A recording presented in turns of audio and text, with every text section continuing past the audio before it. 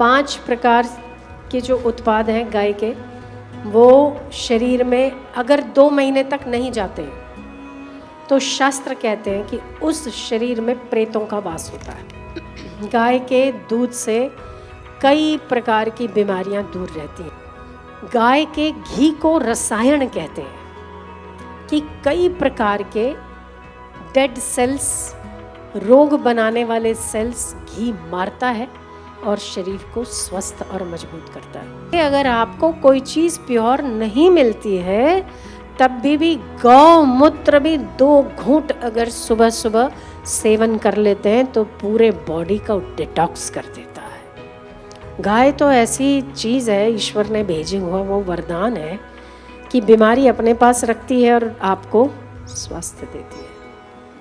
5 प्रकार के जो उत्पाद हैं गाय के, वो शरीर में अगर 2 महीने तक नहीं जाते हैं तो शास्त्र कहते हैं कि उस शरीर में प्रेतों का वास होता है।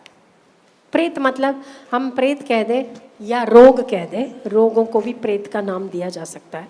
इसीलिए अगर गाय का दूध मिलता है तो बहुत उत्तम है। गाय के दूध का ही सेवन करने का आग्रह रखो।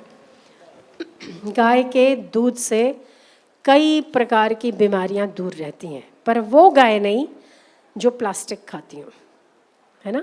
गाय की भी परख होनी चाहिए। जर्सी गाय नहीं, वो रोग निकालने की बजाय रोग डालेगी। देसी गाय होनी चाहिए। गाय का दूध मिले तो बढ़िया, ना मिले तो गाय का असली घी मिलता है तो उसके जैसा दूसरा कोई उत्तम घी नहीं है, कोई चीज़ नहीं है। अमृत कहा गया है। गाय के घी को अमृत कहते हैं, गाय के दूध को अमृत कहते हैं। गाय के घी को रसायन कहते हैं कि कई प्रकार के डेड सेल्स, रोग बनाने वाले सेल्स घी मारता है और शरीर को स्वस्थ और मजबूत करता है। अगर घी भी आपको नहीं मिलता, हम नहीं मानते कि घी नहीं मिलता हो, पर प्योर हो, असली हो और वो वाली पद्धति से निकला हुआ हो। वो जो आजकल निकालते ना, मलाई निकालते, आप लोग भी घर में इस सिस्टम से कभी भी घी ना निकालो। मलाई जमा दी, उसको फ्रिज में रख दी, फिर मलाई से घी बना लिया, इससे कोलेस्ट्रॉल बढ़ता है, फैट्स बढ़ते हैं। पर जो दही, मक्खन, छाछ इस प्रोसीजर से जो बनता है, दही निकलेगा, छाछ बनेगी, मक्खन निकलेगा, फिर घी बनेगा, ये प्रोसीजर सबसे अच्छी है और यही वैदिक भी है। ठीक है, तो इस पद्धति से अगर घी निकला हुआ हो तो उत्तम है, वही घी खाना चाहिए।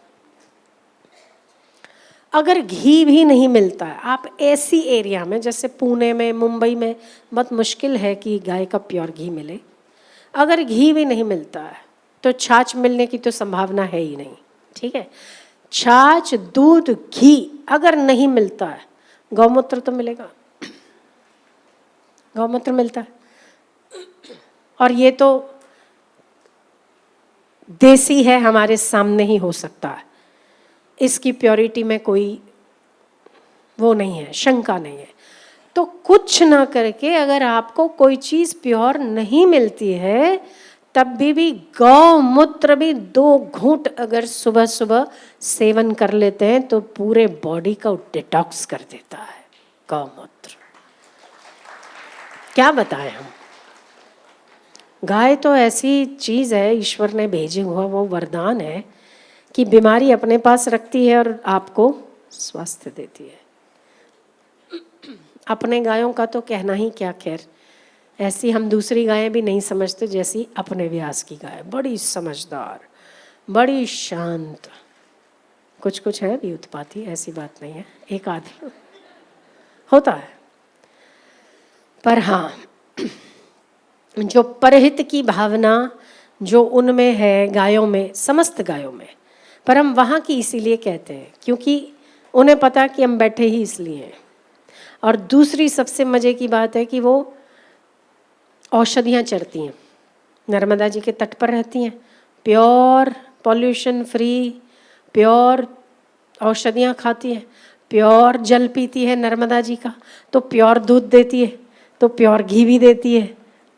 कुछ तो डॉक्टर अभी शायद आए नहीं हैं, कुछ डॉक्टर मेडिसिनल तरीके से उस घी का उपयोग करते हैं, जिसको बीपी, स्ट्रेस और डायबिटीज़ और कोलेस्ट्रॉल है, उनको अपना व्यास का घी लिख के देते हैं, और वो लोग कहते हैं कि उसमें इनको बहुत फ़ायदा होता है।